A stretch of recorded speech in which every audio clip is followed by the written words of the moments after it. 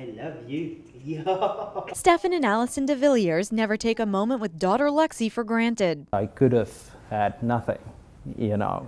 I could have lost my wife and possibly my kid. Moments after having Lexi via C-section, Allison began bleeding internally. I remember telling the nurse I felt like I had an elephant on my chest. And then just a bunch of people around me saying, you know, did you start the mass transfusion protocol? And I looked up and I was receiving blood products, and I kind of knew that when they said that I was kind of in a little bit of trouble. Allison received a total of 17 units of blood. Shock, complete shock, waking up and just, I couldn't believe like what could have, you know, horrible thing could have gone wrong. After she hung the first unit of blood and everything, and she starts stabilizing, and you know that's what she needs. There's this protocol that they called out, and a whole cooler full of blood shows up, and you know that my wife is going to be all right, because that's what she needs. She needs blood, and it's available.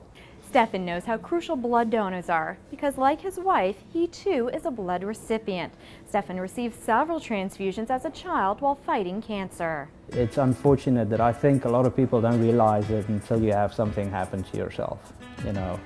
And I wish that just without event, someone, just ordinary people having ordinary lives, would actually just go donate blood.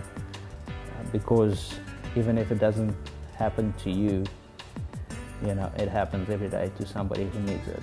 Lexi is almost a year old now, and Allison is grateful to blood donors for allowing her to see her baby grow up.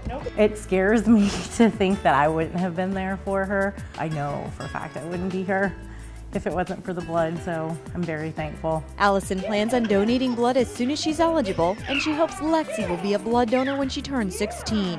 I'm Nancy Gay reporting.